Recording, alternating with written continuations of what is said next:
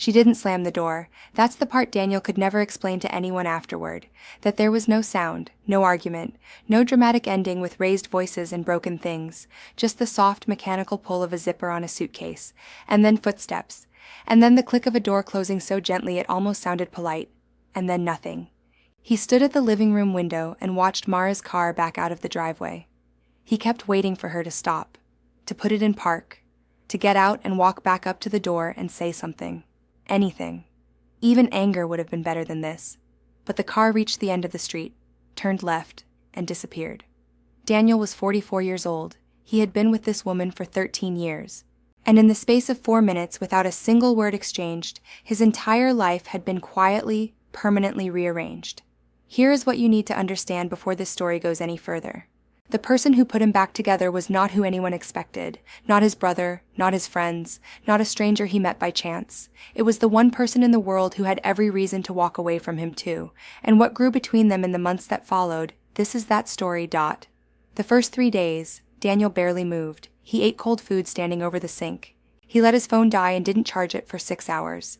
He sat in rooms he had no reason to be in, as if moving from one to another gave the illusion that he was doing something, that he was a person with somewhere to be. He was not. The house they had shared for 11 years had become a museum of a life he used to live.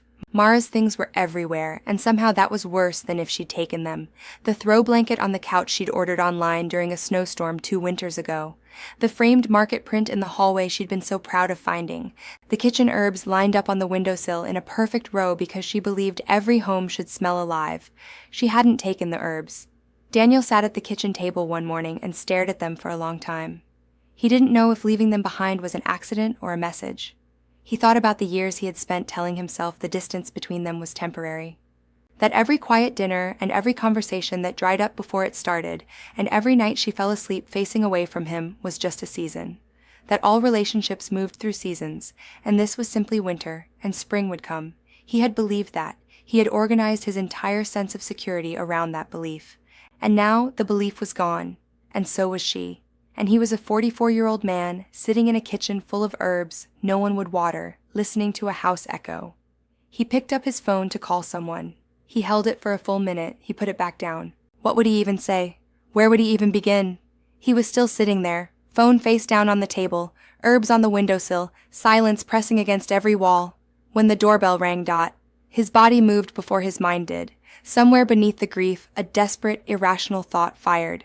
Mara. She had come back. She had turned the car around. He stood up too fast, steadied himself on the table, walked to the door. He opened it. It was not Mara. Standing on the porch in a simple gray cardigan, holding a covered dish in both hands, was Sylvia, Mara's mother, 61 years old, quiet eyes, an expression he couldn't immediately read. Daniel stared at her. In 13 years, Sylvia had always been warm to him. Christmas dinners, birthday gatherings, the kind of steady background kindness that you take for granted until the moment it's the only kindness left. But they had never been close. She was Mara's mother.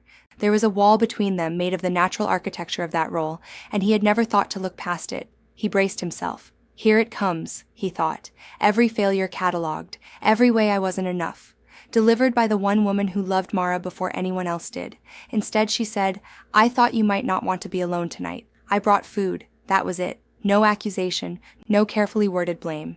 Just a covered dish, and an offer so simple it almost broke him on the spot. He stepped aside. He let her in. She moved through the house the way people move when they understand that grief is fragile, quietly, purposefully, without turning on unnecessary lights. She found the kitchen.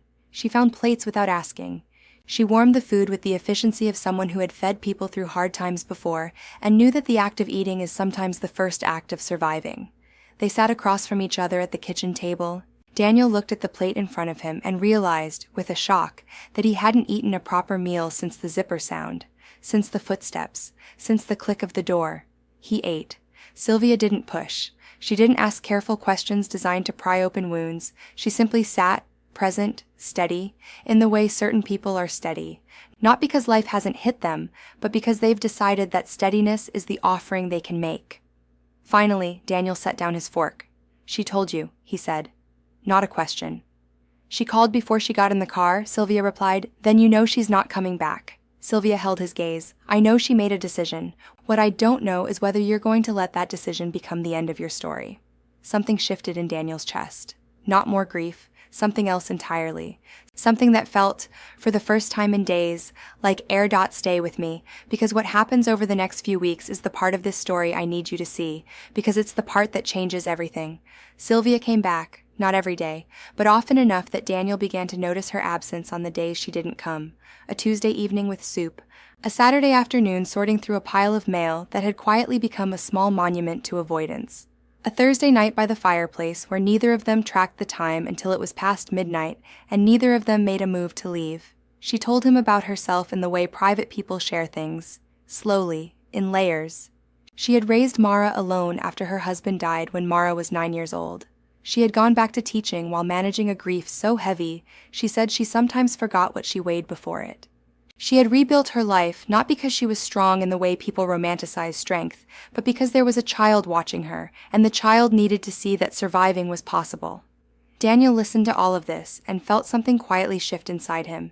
He began to talk too. He told her about the first year of the marriage, when everything had felt like possibility. He talked about the erosion, how it happened so gradually that there was no moment he could point to and say there, that is where we lost it. How love sometimes doesn't end in fire. Sometimes it just gets quieter and quieter until one day you stand in the middle of it and realize the room is completely silent and has been for a long time. And then he said the thing he hadn't said to anyone. My biggest fear isn't being alone. It's that I'm the reason. That something in me pushes people toward the door and I don't even know I'm doing it. Sylvia didn't immediately respond. She looked at him across the fireplace, the low light catching the steadiness in her eyes, and then she said, Daniel, the people who are afraid they are unlovable are almost never the ones who should be. He waited. The ones who genuinely should be. They never ask the question. It doesn't occur to them. He didn't have an answer.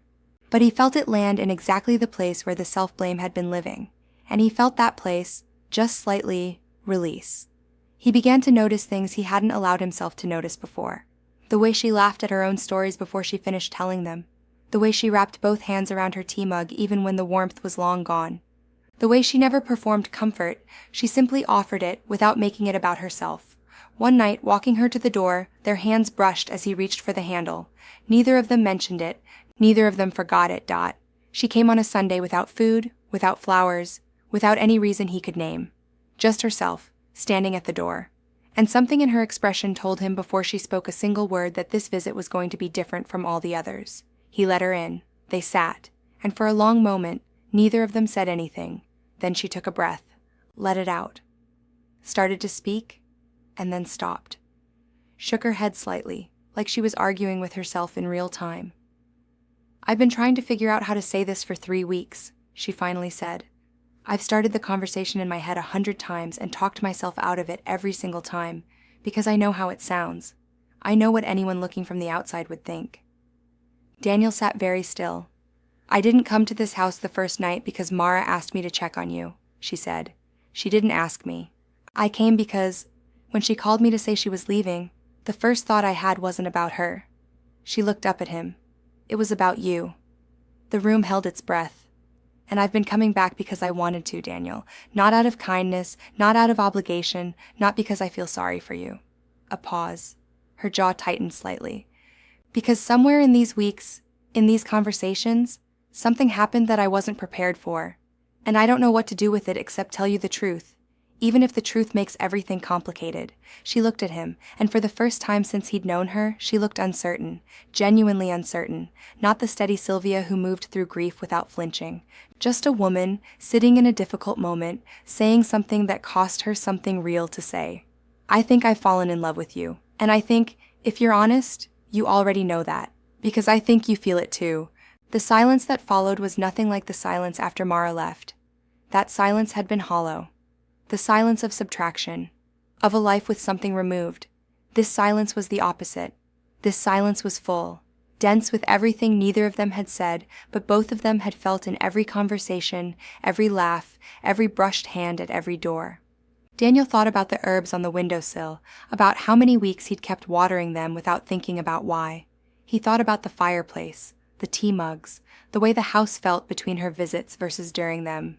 He thought about honesty, how rarely people choose it when the cost is high, and how this woman had just chosen it in the most complicated room, in the most complicated situation, at the most unexpected moment of both their lives. "I know," he said, his voice low, barely above a whisper. "I know exactly what you mean, and I've been telling myself I don't for weeks." Her breath came out slowly.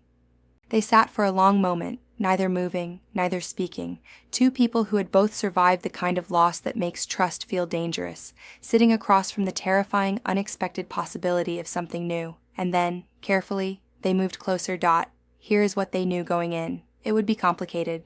The world rarely greets unexpected love with open arms, and this one had every ingredient for judgment: the timing, the history, the relationship.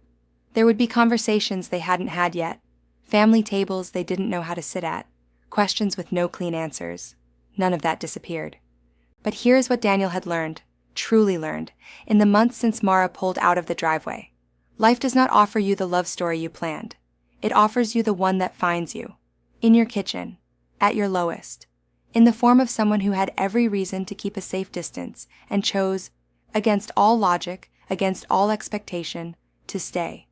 You can turn that away. You can call it too complicated, too unconventional, too much to explain to the people around you, or you can understand that love has never once, in the entire history of human beings on this earth, asked for permission before it arrived. The night Mara left, Daniel thought he had lost everything. He hadn't. He had lost what was no longer his, what had quietly stopped belonging to him long before the zipper, the footsteps, the gentle click of the door. What was coming, he hadn't had words for yet.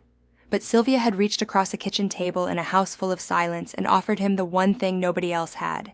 Not sympathy, not solutions, just the truth, spoken plainly, at personal cost, without a guarantee of how it would land. And sometimes the chapter nobody planned is the one that rewrites everything that came before it. She reached out her hand across the table. He looked at it for a moment, then he took it. And in that quiet house, where grief had lived for months, something else moved in. Something that, for the first time in a very long time, felt like home. If you made it to the end of this story, you already know which moment hit you the hardest. Tell me in the comments. I read every single one. And if you know someone who is in the middle of their own silent house right now, someone sitting at a kitchen table not knowing what to do next, share this with them today, not tomorrow. Today. Because sometimes the right story finds someone at exactly the right moment. And if this is your first time here, this channel is where emotional stories live. The kind that stay with you. Subscribe. Because next time, we go even deeper.